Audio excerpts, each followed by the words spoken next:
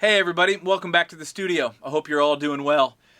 Today I want to talk about some mixing concepts, specifically, some ideas for transitioning from one section to the other, or ways to help your arrangement, just kind of augment the arrangement to make the transitions maybe more exciting or more impactful or whatever. I just finished mixing another song for a really good friend of mine and really talented songwriter and great singer, Steve DeLuca.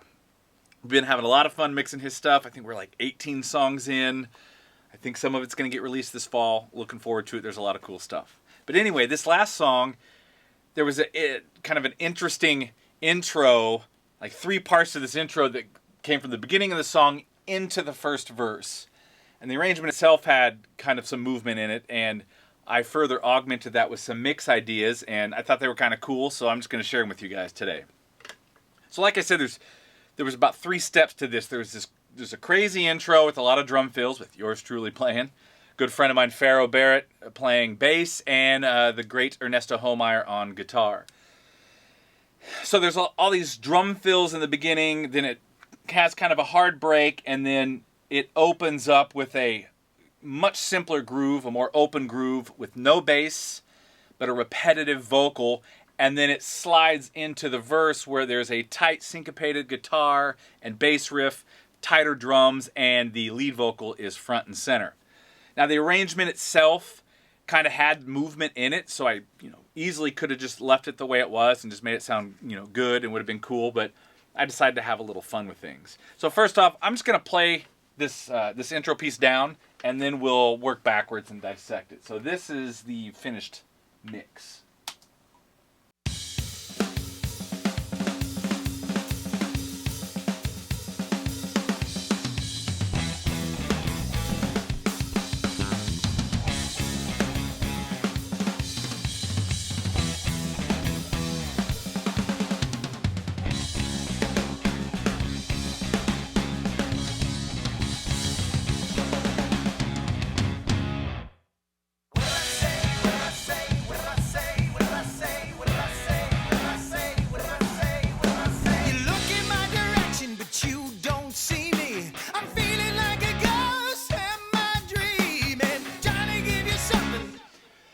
So that's it. There's a lot going on in the beginning of that. You kind of don't expect it to end up where it is, which I think is kind of cool. So let's work backwards. First off, the big change that I wanted to have after, all the drum fills in the beginning, it's crazy, and then you have the bass and the guitar hits, that has its own movement. So I kept the drums a little on the drier side, mostly close mics, except for my wall mic, which I kind of automated to open up as the fills went. And that's basically the biggest change between the 3 sections is I used the different ambient mics in the drums to create the vibe. I mean, when the groove kicks in with the repetitive vocals, obviously the vocals coming in gives you a change. The lack of bass there gives you a change, and then the bass coming back when it hits on the verse, adding the bottom end into the tight groove. All of those things in the arrangement gave it movement. I just wanted to augment that and try to make it a little bit bigger and a little bit different. So what I did is I kept it through the fills a little drier. Overheads, close mics with my wall mic, which is the 57 on the wall, just opening up slightly as it's going. Then when it kicks into the groove, I open up the big wall mics, which is a pair of Roswell Pro Audio Delphos up on the wall with a little bit of compression on them. And actually that's only one of 2 times where I used those mics in the song. The rest of the time, it's the 4080 Audio-Technica ribbons in the middle. So, drier, crazy movement in the fills, hard stop, open groove, which is this. Let me just play that open groove. I'm going to solo up a couple things. Let me kill some stuff. So here's just the drums. I'll play the last couple bars of the fills coming out into the open section.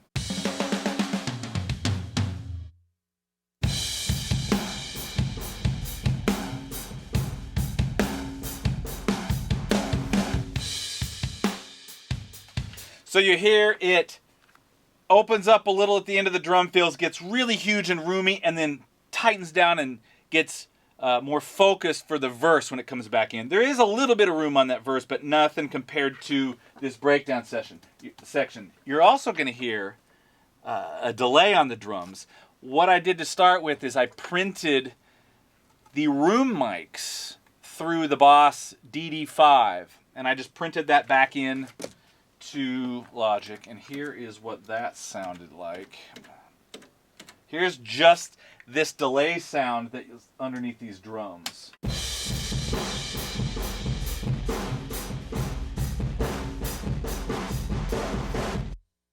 And then it's out for the verse.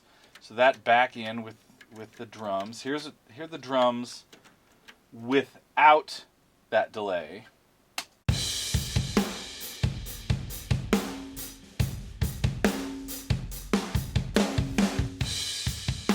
It's tight. Here's the delay.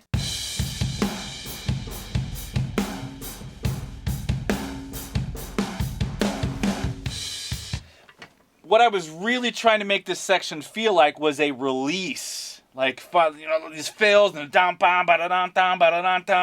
you get that tension from that repetitive part, and then the hard stop, and then just, boom, the whole thing opens up. And it's cool without the delay. Let me take the rooms off too. So this is just the dry drum.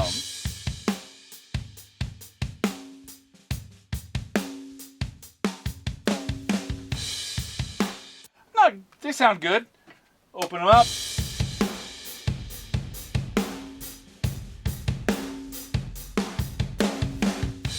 Okay, gets a little bigger. Let's take it another step.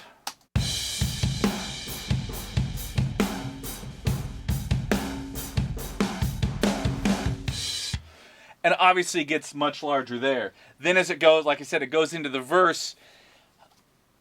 That kind of band intro there with the vocal and the open groove is the release, and then it all tightens up, gets more tight, syncopated, and then the lead vocal sits on top. Let's pull everything else back in again.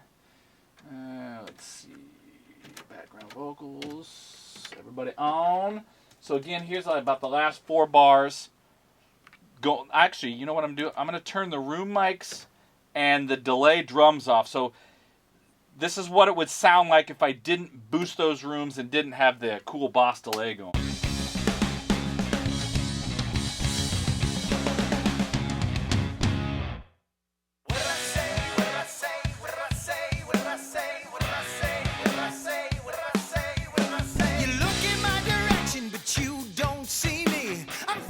It sounds cool. The arrangement has movement in it, but it's not as bombastic as it could. So let's add the room mics on.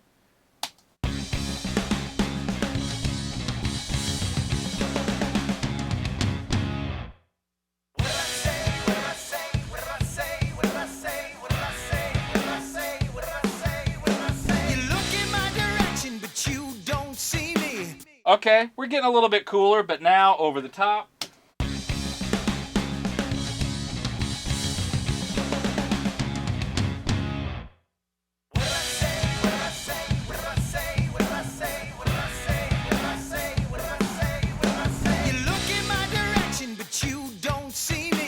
That extra movement just helps it open up and be more bombastic. Plus there is on the What Did I Say's, there's an auto filter, the Logic auto filter actually in the box coming out that's just kind of behind the vocal, just doing this. So there's a lot of room and extra movement, which then makes it feel even tighter when it comes into the verse. So pay attention now on how it focuses into the verse.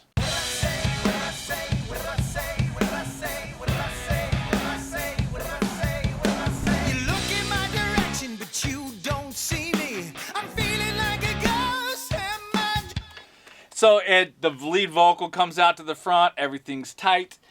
You know, I was just trying to, like I said, kind of augment a neat arrangement that already had a lot of stuff in it, but using the different room mics, because I always have 2 or 3 different sets of room mics going, and this is one way that I like to use them is I kind of go through the song and I go, ooh, these would sound cool here, these would sound cool here. Maybe sometimes I don't even use one. In this case, I ended up using them all, but I only used the Delphos on the wall, the big ones for this part, and then the drum fill going into the second chorus. And that's the only time it opens up like that. Sometimes it's just the wall mic, which sounds like, here is that. I'll play these, like this last 4 bars of just the wall mic, so you can hear what's going on. Let's these guys out.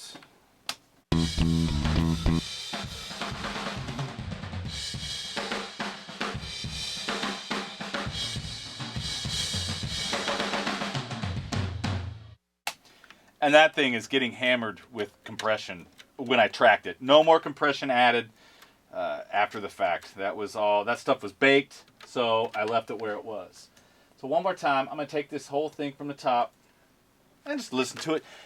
It's cool. Have some fun when you're building your transitions. Try different things. You know, pull out a guitar pedal.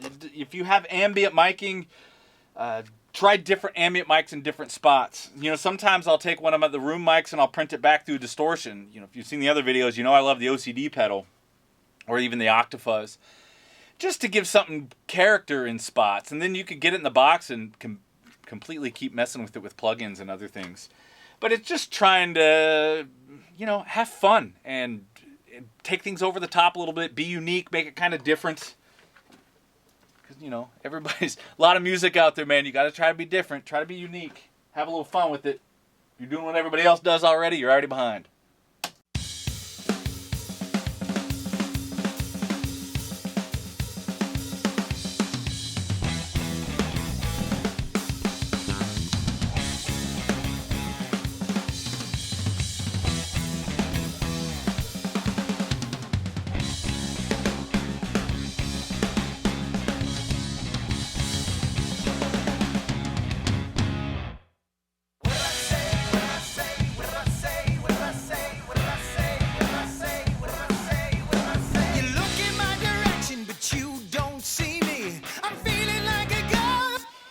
And that's it. I thought it was a cool augmentation to the arrangement there, and having a little fun with the guitar pedals and using the ambient mics in a bit different way. And I just thought I'd share that with you guys. So anyway, I hope everybody's doing well. Hope you're making music. I'll see you guys around. Take care.